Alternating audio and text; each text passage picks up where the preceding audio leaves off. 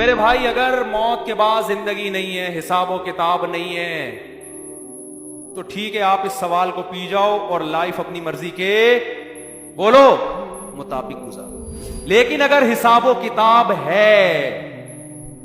اور قرآن ان اعتراضات کے جواب بھی دیتا ہے، یہ جو ہم کہتے ہیں نا مر کے مٹی ہو کے ختم ہو گئے دوبارہ کیسے زندہ ہوں گے،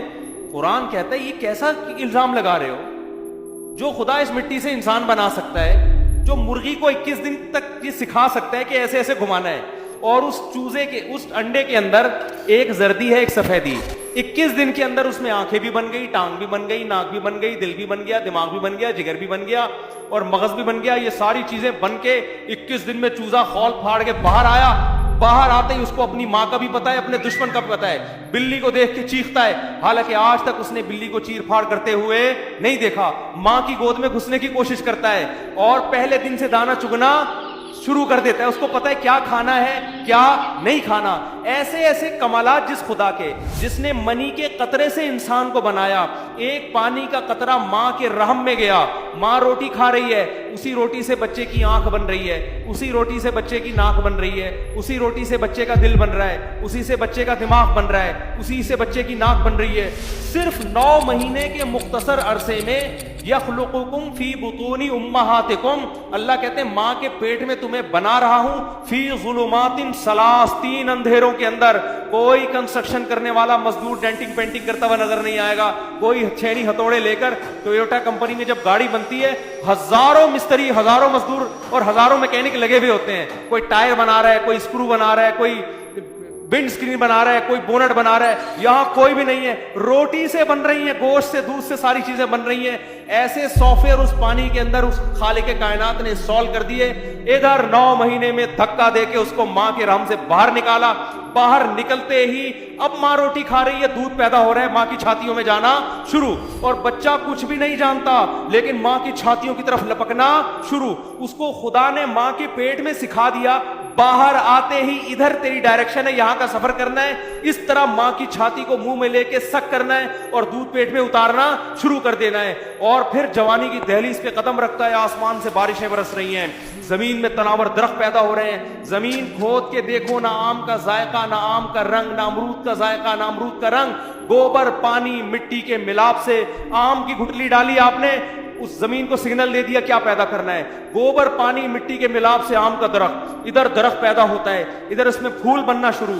وہ پھول تتلیوں کو، کیڑے مکوڑوں کو اٹریکٹ کرتے ہیں اپنی طرف، اس سے نر مادہ پھولوں کا ملاپ ہوتا ہے، جیسے نر مادہ، تتلیوں کو کیا پتا بھائی، ہم جب اس پھول سے بیٹھ کے اس پھول پہ بیٹھتے ہیں اس کی وجہ سے آم پیدا ہو رہا ہے، تتلی تو اس پھول کو انجوائے کر رہی ہے، لیکن اس خالق کائنات تتلی سے کام لے رہا ہے، کیڑے مکوڑوں سے کام لے رہا ہے، وہ آپس میں نر مادہ پھولوں کو ملا رہے ہیں، ادھر نر مادہ پھول آپس میں ملتے ہیں، پھول سڑ کے گر جاتا ہے، جس نے تتلیوں کو اپنی طرف مائل کیا تھا ادھر ایک کچی کیری پیدا ہونا شروع ہو جاتی ہے، اور وہ ہزاروں درخت میں، ایک درخت میں ہزاروں آم پیدا ہوتے ہیں، جیسے ہی آم پک کے تیار ہوتا ہے اس کی خوشبو، اس کا ذائقہ دیکھو، اور زمین کے گوبر اور مٹی کو دیکھو، اس مٹی سے اس نے آم پیدا کیا، جیسے ہی آپ اس آم کو کاٹ کے دیکھتے ہیں آپ کی عقل حیران ہو جاتی ہے، وہی گٹلی جو زمین میں نے دفن کی تھی مٹی اور پانی کے ملاپ سے، قدرت نے اس گٹلی سے ہزاروں گٹلیوں کو پیدا کر دیا کہ درخت لگاتے چلے جاؤ اور آم پیدا کرتے چلے جاؤ۔ جو خدا مٹی کو ایسے پروسیس سے گزار سکتا ہے، جو ماں کے پیٹ میں آنکھ ناک اور کان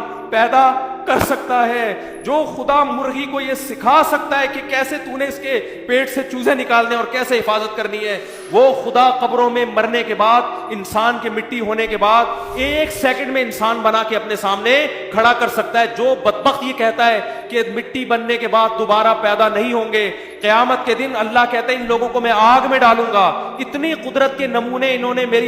اپنی آنکھوں سے دیکھ لیے، اونٹ کو دیکھ لیا، شہد کی مکھی کو دیکھ لیا، جنگلی جانوروں کو دیکھ لیا، خربوزوں کو پیدا ہوتے ہوئے دیکھ لیا، پھولوں کو پیدا، کیسے خوشنما پھول، ان کے اندر کیسی خوشبو، کیسی ان کے اندر رنگت۔ انظروا الی ثمرہ اذا اثمر وینعی، قرآن انار کی مثال دیتا ہے، اس انار کے پھلنے کو دیکھو، کیسے زمین میں گوبر پانی مٹی کے ملاپ سے پودا پیدا ہوا، پھول پیدا ہوئے، کچا انار پیدا ہوا، اور ہوتے ہوتے ہوتے ہوتے ایسے پھٹ کے مسکرانا شروع کر دیتا ہے اور اس کے اندر سے رس گرنا شروع ہو جاتا ہے، اور کیسے اس کو جب پھاڑتے ہو اس کے اندر کیسے ترتیب سے دانے جڑے ہوئے ہوتے ہیں، ایسے نہیں بے تکے لگے ہوئے ہوں، کیسے جھلیوں کے اندر تہبتے، तय बतय दाने होते हैं। ज़ातुल अकमाम, एक खूबसूरत पैकिंग में दरख्तों में उस फलों को उसने पैदा किया। हर फल के ऊपर एक डब्बा है, एक पैकिंग है। सेब के ऊपर एक छिलका लगा दिया, केले के ऊपर एक छिलका लगा दिया। जैसे ही छिलका उतारेंगे पैकिंग से बाहर आ गया, वो खराब होना शुरू हो जाएगी। ऐसा खूबसूरत निजाम उसने पैदा किया। कुरान कह रहे कोई मसला नहीं है मेरे लिए। मिन्हा खलकनाकुम, इसी मिट्टी से बनाया है। वफीहा नुईदुकुम, थोड़े दिनों में मिट्टी करके दोबारा खत्म कर देता हूं। दो प्रोसेस अपनी आंखों से तुमने देख ली हैं, इसलिए ईमान लाते हो कि देख चुके हो। एक और अमल बाकी है जो तुमने देखा नहीं है, वो क्या है? वो मिन्हा नुखरिजुकुम, इसी मिट्टी को रिवर्स करके दोबारा इंसान बना के अपने सामने खड़ा कर दूंगा। मैं समझा पा रहा हूं अपनी बात के नहीं? मेरी बातें नहीं है भाई, मैं अपना कुछ भी नहीं कर रहा। मैं अल्लाह का पैगाम आप तक नकल कर रहा हूं। हमारे मसले कुछ और हैं, अल्लाह के यहां मसाइल कुछ और हैं, वो कुछ और चाह रहे हैं हमसे। तो आपको यह मानना पड़ेगा कि हमें हिसाब व किताब के लिए पैदा किया है। कुरान बता रहे वो मकसद क्या है, बेमकसद नहीं बनाया। वो मकसद है इम्मा शाकिरन व इम्मा कफूरा। मैं देखता हूं मुझे कौन मानता है, बस।